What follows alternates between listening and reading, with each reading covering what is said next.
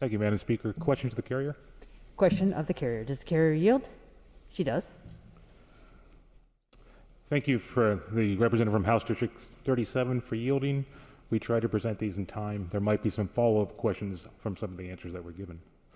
Specifically on Section 2.3a, the owner or possessor of a firearm is close enough to the firearm to prevent another person who is not authorized person from obtaining the firearm. Question: what does it mean to be close enough to the firearm? Just one moment, please.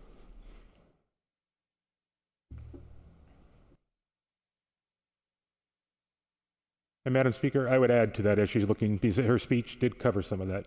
The close enough to a firearm as pertaining to if there is an individual in the house that is not an authorized user or is not an invited guest. Thank you, Madam Speaker, and thank you to the representative to getting me some questions this morning. So, Section 2.3a, close enough to the firearm. It means close enough to prevent unauthorized persons from getting a firearm. In other words, can the owner possessor get to the firearm first? Follow-up question, Representative? Yes, Madam Speaker. Does the carrier yield to a follow-up? Yes, she does. Moving on to Section 2.3b, that the owner or possessor of a firearm is in the person's own residence, either alone or with only authorized persons who also live in the residence and who are not minors, and the residence is secure. Question: does control only apply to the owner or possessor in their own residence? What about their business? Madam Speaker, requirements to secure or have under control applies everywhere unless exception applies. Definition of control in 3A applies everywhere. In 3B, this is an additional way a firearm can be under control in a person's own residence. Additional question, Representative? Yes, same section. Does the Section carrier, 2. excuse me a second, does the Sorry. carrier yield? Yes? I'll just assume yielding for all of them, Representative? Okay. He's Thank you. Thank you, Madam Speaker. Same section, Section 2.3b. Does a minor in Section 2.3b qualify as an authorized person? Madam Speaker, yes. Same section. Why didn't the bill use the definition of ORS 164.205 that is used later in the bill instead of residence for consistency? Madam Speaker, we use the term own residence to make it plainly clear where a gun owner is in control of their firearm.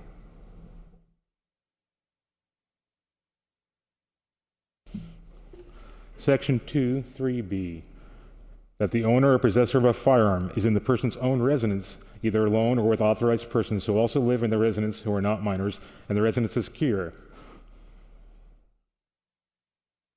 What is the definition of secure? Madam Speaker, secure is undefined. A judge would look at the regular meaning of the word.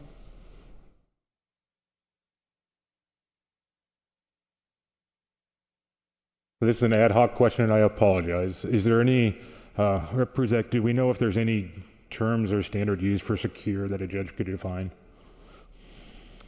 One moment, please.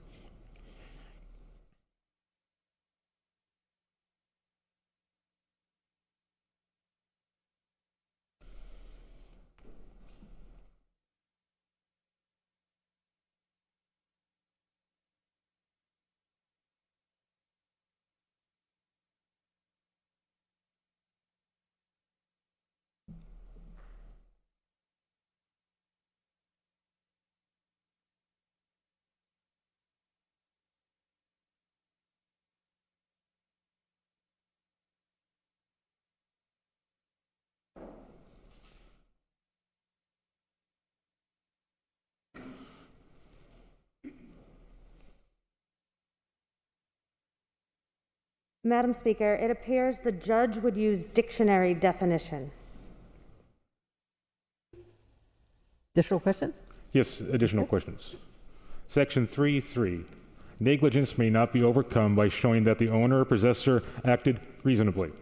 Question: does this essentially raise the violation back to strict scrutiny? No. Madam Speaker, sorry. The negligence standards in Senate Bill 554B still requires that courts decide whether the violation caused the harm. Strict liability would not have left this determination open. Negligence per se in the bill requires that the injured person be a person that the law intended to protect, and also that it was reasonably foreseeable that the violation would cause the injury. Follow-up question? Why would we not allow a law-abiding firearm owner or possessor to overcome their presumption of negligence by demonstrating they acted reasonably under the circumstance? Madam Speaker, this bill is establishing that if a gun owner does not secure their firearm and an unauthorized user gets the firearm and causes harm, the gun owner is negligent, period. But as I've said, not necessarily liable. That would still need to be determined at a trial.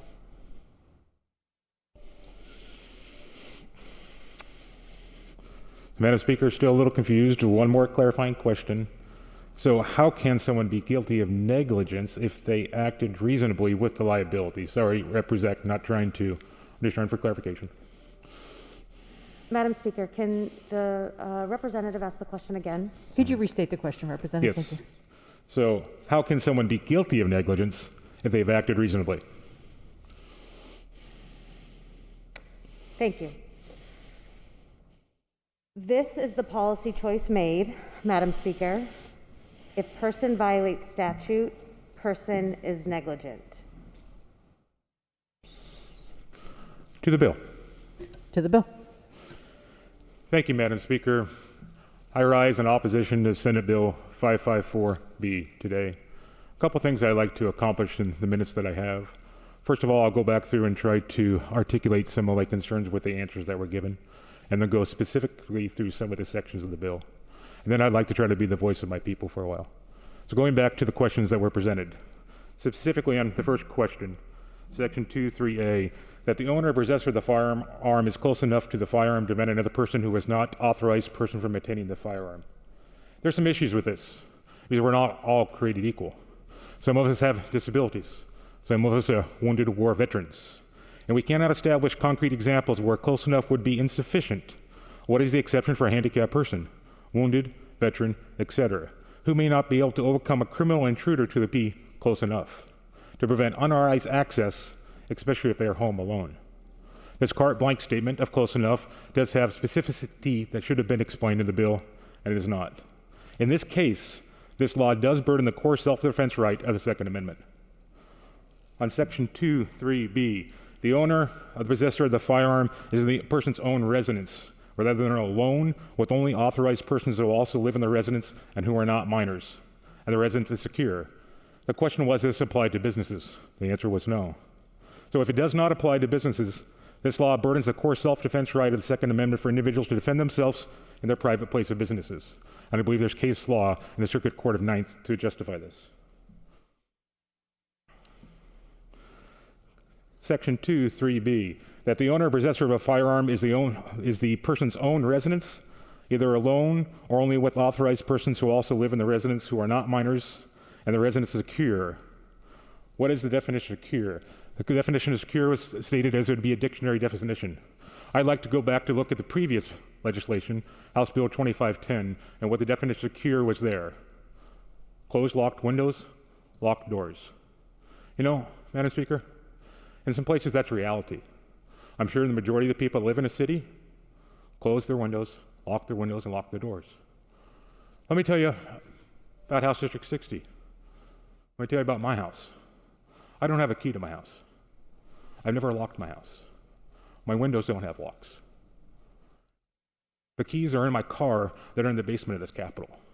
So those were probably 3 comments that should not have been stated, but I'm going to state that this does not apply. This will change a lot on how some of us live. Section 3.1b B, the firearm is a handgun, is left unattended in a vehicle, and is within the view of persons outside the vehicle. This creates a dangerous situation and likelihood of increased car thefts because even CHL holders must leave their firearm unattended in the vehicle while approaching or entering school grounds, the Capitol, and airports. Section 3(2)(b) provides a Class A violation if a minor obtains an unsecured firearm if the owner or possessor knew or should have known that the minor could gain unauthorized access to the unsecured firearm. This is troublesome because the bill authorizes more than 1,200 school districts to expand gun-free zones. These CHL holders must leave their firearms unattended in their vehicles. Does this create a situation where the CH holder should have known that a minor could have gained unauthorized access by breaking into the vehicle of a CH holder? Subsection 4 exempts only applies to unauthorized entry in dwellings. How come it did not apply to a vehicle? Section 3(2)(c). Each gun is not secured as required in a separate violation, and a penalty includes presumptive civil liability for loss of injury caused at a time within 2 years of the violation. The person that's in violation cannot rely on the fact that his or her behavior was reasonable in the circumstance. This essentially raises the violation back to strict scrutiny. Why would we not allow law-abiding firearm owner or possessor to overcome the presumption of negligence by demonstrating they acted responsibly under the circumstance? Section 3(3). The phrase after the comma following negligence per se takes this bill from the stated negligence standard back to near strict liability. This says that even if someone reasonably stores their firearm properly, but someone gets it, they are guilty of negligence. If someone has your weapon, whether you acted reasonably or not, that becomes prime facie evidence that you are neglect, and therefore subject to penalty under the bill. This is a key problem with the bill, and is repeated in sections 4, 5, and 6. It does create strict liability. I asked my DAs here specifically to weigh in on this one, and this is one of the answers that I received. Excuse me, Representative. Representative Reschke yields his time. Please continue. Thank you. As a DA, I disagree with this law, primarily because it makes a victim per se at fault for something. In criminal cases, I can't force a victim to do anything. I can't force a rape victim to have a sexual assault examination, just like I can't force a domestic violence victim to testify against her batterer. Do we really want to open the Pandora's box of per se negligence when a victim fails to do something? This law would put a burden on victims that exist nowhere else in law. This law would penalize the victim of the theft. That is wrong. I also think it would deter certain victims from responding thefts of their firearms. Is this what we want? I don't think so. That was one from one of my district attorneys. And he followed up. This is just my 2 cents on some what might view as a small part of the proposed law, but it's highly concerning to me though. Section 6, minor and firearms. State law doesn't prohibit a minor from possessing a firearm if the gun other than a handgun is transferred to the minor by a parent or a guardian, or another person with the consent of the parent or guardian. Accordingly, if the minor is not a prohibited person and transfer has been the same meaning of the bill, all of the following exceptions are technically not transfers and then should be in the bill if applied to these uses. And these were in the previous versions of House Bill 2510, and it causes us concern that they are not. A, at a shooting range, shooting gallery, or other designated for the purpose of target shooting, for the use of target practice, firearm safety or training courses, class, or similar lawful activity. B, for the purpose of hunting, trapping, or target shooting during the time in which transfers is engaged in activities relating to hunting, trapping, target, or shooting. C, under the circumstances in which transfers and firearms are in the presence of a transferor. D, to a transferee who is the business of repairing firearms for the time during which the firearm is being repaired. E, to a transfer who is the business of repairing custom accessories to firearms for the time during which accessories are being made or replaced, or for the purpose of preventing intimate death or serious physical injury, and the provision lasts only long enough to prevent the death of an accused person physically. They did quote 2 ORSs and allow allocations where minors could and other people could have a firearm without a gun capable of secure. They do not. Those ORSs do not address all those exceptions. Those exceptions should be in the bill. Section 7, gun dealer notice, provides for the specific language for a signage and next height providing notice to a purchaser that they must store a firearm in a safe manner. This bill provides extremely specific and challenging definitions to how to safely secure a firearm. The significance given insufficient notice to lawful firearm purchases, which is required in order to safely secure. A firearm under this bill This bill only requires one notice in a prominent location, which may not be sufficient. It also does not require that the gun dealer to call the purchaser attention to the sign or provide any more clarity on what safe security means. Many issues on this bill, if it had been worked on for many years, we hope they would have been handled. Section 811, regulation of firearms in a public building. Section 8 removes the affirmative defense under ORS 166.3033G for CHL holders who possess firearms on the grounds of schools controlled by Governing Board of Public Universities, listed in ORS 352.002. The Oregon Health Science University Board of Directors, Governing Board of Community College and District School Board as defined in ORS 332.02. There are 7 public universities in Oregon. Oregon Health Science University has 3 campuses. There are 17 community colleges in Oregon. There are more than 12,000 public K-12 schools organized in 197 school districts. At least 1,227 campuses across Oregon. This will create a patchwork of inconsistent laws across the Beaver State, violation which in a law-abiding citizen become a felon and a prohibited person. The section evaluates processes from a Class A misdemeanor under the affirmative defense under ORS 166.3703G to a Class C felony for mere possession on a school grounds, unless you're a CHL holder. CHL holders are intact in this bill. And I'm not sure that all of us in this building understand what it is required to become a CHL holder. To obtain a CHL from the county sheriff in Oregon, the applicant must satisfy 16 requirements to meet eligibility. For brevity, I'm not going to go through all 16. But honestly, folks, CHL holders are the safest gun owners in the state and in the country.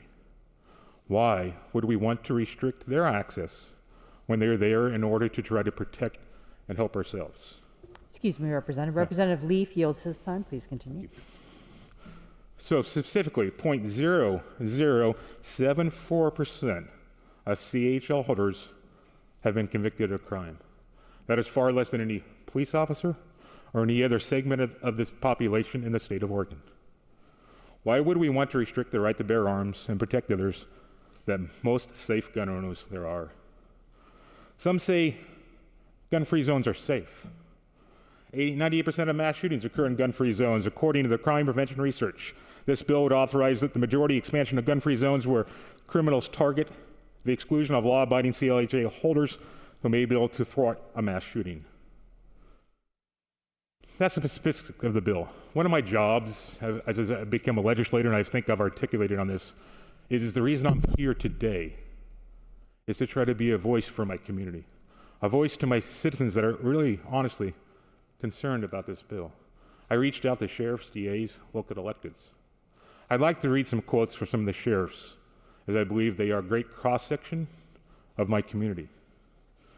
The first sheriff said, as a longtime resident here in Eastern Oregon who grew up respecting firearms because they were a tool for use, I see 554 as punishment and alteration of those who follow the law. Senate Bill 554 is a knee-jerk reaction that is going to punish the whole for the action of a few.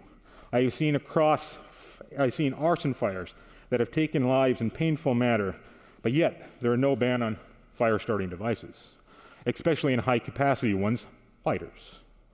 Where is the cry to lock up and store these devices in a secure manner? You just know because you are taught you don't play with fire. And that is an acceptable societal approach.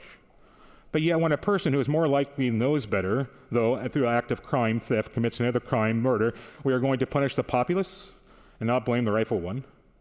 The criminals that did this, until we start having teeth behind our laws and actually having stiff penalties, we can lock up, ban pretty much everything, and all will not stop crime. Senate Bill 554 does not make a safer society, but in my opinion, a more dangerous one. The criminals, and that is what they are, will not care if they have their firearms secured. And mark my word, lives will be lost because of honest people who want to follow the law, will have their gun locked up, not be able to access it to protect themselves, and thus perpetuating the endless cycle of becoming victims at the hand of those who care not for the law. I know this is an uphill battle, but I want to see my citizenry be able to protect themselves, whether they are from criminals who do not care where they are. One of my other sheriffs. I do not agree with Senate Bill 554. My belief is firearms are to protect yourself and your family. You may not know that a firearm is stolen due to it being tucked away in a safe place. Quick access for when you need it, not checking on it every day. It's like a spare key for your house, if you have keys for your house. You know where it is, but don't check every day due to your neighbors watching. If your firearms are locked up, it takes you much longer to protect yourself, and the intruder is already inside. It's no later. Another sheriff. Summary guns are a tool like any other appealing to an improper, unsafe manner if someone may get injured or killed. The keys, education, and not training of this law can be provided by law enforcement. Programs, schools, programs, good parenting, acceptance, firearm is placed on the ground and not to be touched by a person. It will not hurt a person. A person will have to pick up the firearm and use it in an unsafe or harmful manner. There is no gun problem. There are people problems. The education of the people could reduce the problems in the relationship of firearm. He has listed several more issues in the Senate Bill 554, which was ingrained in this testimony. From a sheriff's lieutenant, I understand the state desire to protect children, but criminalizing honest citizens will do nothing to protect them. This bill cites suicide as being a factor in bringing the bill forward. Mental health is definitely a problem for our youth and adults in this country. If we truly want to make an impact and help our youth, let's invest in the programs and institutions to help them. Oregon is currently ranked 47th when it comes to youth mental health, according to Mental Health America.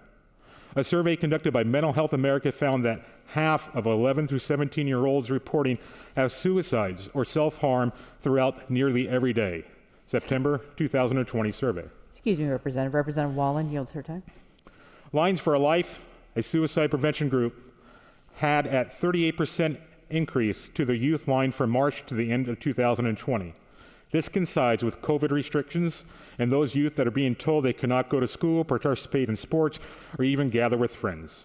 All while adults are allowed to go to bars or swing by a pot shop to get marijuana. On December 13, 2020, 2 people died at the result of a car crash in Portland. One of those cars was stolen and being driven by an 18-year-old male who had fled the scene. Should we hold the registered owner of the car responsible for the 2 deaths of the people that have died? The car was left unattended and it had gas in it. On January 26, 2021, a man committed a series of hit-and-run crashes in Portland where 10 people were struck and 1 died. But people will do bad things when they want to, regardless of the weapon they choose. Should we hold the vehicle manufacturer accountable for this horrific act? This bill also tends with a belief of some in our legislation, a belief of holding everyone except the bad guy or actor responsible for their actions. So, Madam Speaker, in my humble opinion, this bill does infringe on our right to bear arms. It does infringe on our Second Amendment and the constitutional rights in the state of Oregon.